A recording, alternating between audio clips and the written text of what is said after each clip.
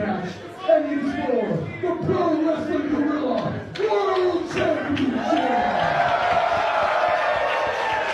Scheduled from Red Dawn. Introducing first, the Challenger.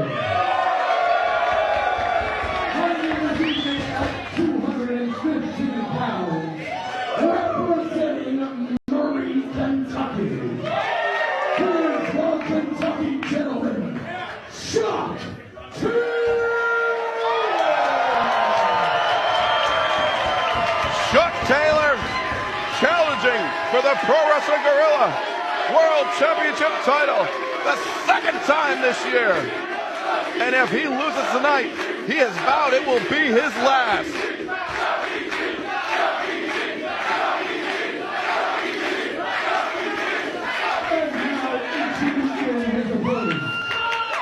From the Isle of Sheppey, Kent, England. Winning the season at 13 stone. He is the PWG World Champion. The technical wizard,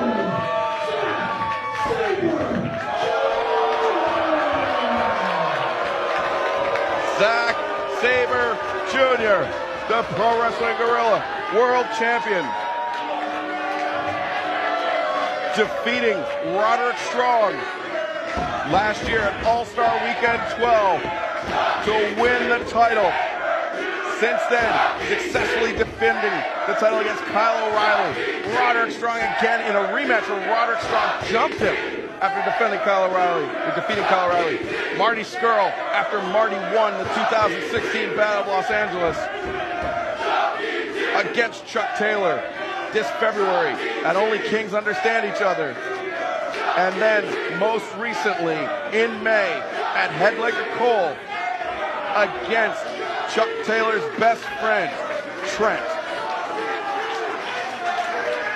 So it is important to note that Chuck Taylor has not lost a match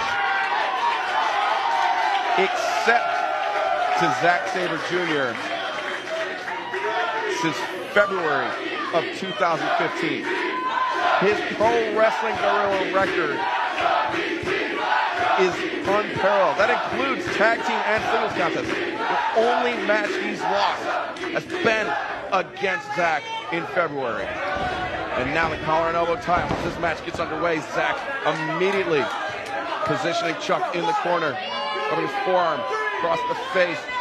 No respect for him. Zack opts for Tory blue instead of the standard label red. If I had to guess, I would say that the blues a little mismatched between the trunks and the kick pads. And now Chuck shoving off Zack, and another shove as these two guys standing toe-to-toe. Now Chuck, this is just breaking down as Chuck takes a side headlock. Zack, though, fighting his way up from it. You can see his fingers laced together as he presses Chuck back to the corner. Oh, and then pie faces him as Chuck's arms are draped over the ropes in the corner. More insult than injury, but there will be plenty of injury for Zack Sabre Jr. on Chuck Taylor as this match progresses, and vice versa.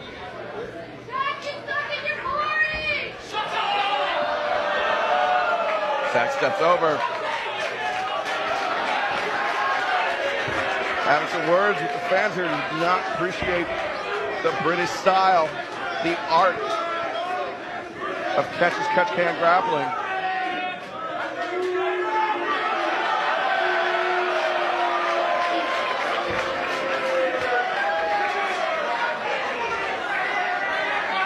Chuck Taylor allowing this match to unfold at its own pace. He's been in a rivalry with Zack Sabre Jr. for a number of months as Zack takes the leg, brings Chuck down to a seated position as Chuck trying to counter. See, oh, look at that. Chuck actually extricated himself. Chuck, though, no stranger to the more advanced technical aspects of professional wrestling. Did train under Jorge Rivera, aka Skayde, and learned a lot of the Mexican submission grappling. But right now, this match is heating up as these two guys just teeing off on one another.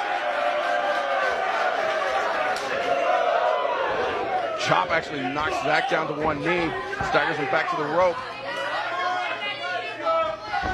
Now, big Beal by Chuck Taylor of the Bradley variety. And a second one sending Zach across the ring. Now Chuck with the arm looking to separate the shoulder from its joint and actually putting pressure on the neck. You see, as he put his leg on the inside of inside of Zach's. But Zach making over to the bottom rope, forcing Chuck to relinquish the hold. But Zach has not relinquished his hold on Chuck. And a low kick, catching him on the outside of the knee. Nothing sportsmanlike about that, but Zack Sabre Jr., perhaps not the most sportsmanlike figure here in Pro Wrestling Guerrilla, but you can't argue with results. In his singles, he's undefeated. His singles matches since All-Star Weekend 12. Only losses coming in tag team matches.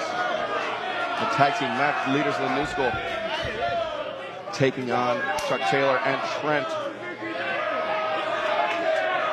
Trent pinning Zack Sabre Jr. in that match, that Gotch-style pile driver, or as he'd like to call it, the Jerry Lynch-style pile driver. Oh, look at this, Chuck actually going for cross arm breaker of his own, and Zack able to manipulate his body, bridging back, and Chuck immediately with his hand on the bottom rope. Rick Knox giving the 5 count, for Zach to relinquish the hold. And that was the knee that Zach hit that low kick on. See, trying to work out the kinks a bit.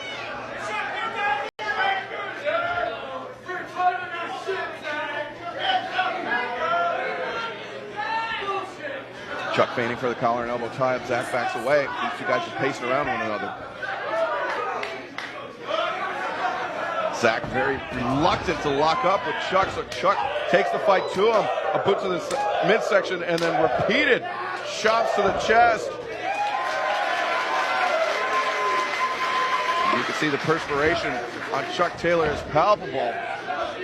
Picks him up on the shoulders. Gory special by Chuck Taylor. Oh, look at that. The squat, the deep squat by Chuck Taylor. Taking a page out of Zack Sabre Jr.'s book. Oh, but Zach immediately forces Chuck to break the hold, manipulates the fingers, and brings Chuck down to the canvas as he hangs on to the hammerlock, or inside wrist lock, but then transitions back to the shoulder. And now,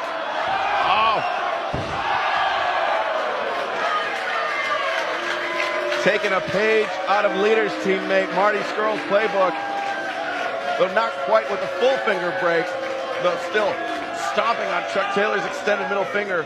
That will make it much harder for Chuck. I mean, it's a dick thing to do, but really it's scientific because it'll make it much harder for Chuck to strengthen his grip, to lock his grip in. Oh, Chuck putting those kick pads to good use. Hitting those low kicks to the IT band as he rolls through, spinning toe hold. Chuck, brings Zach up into a submission.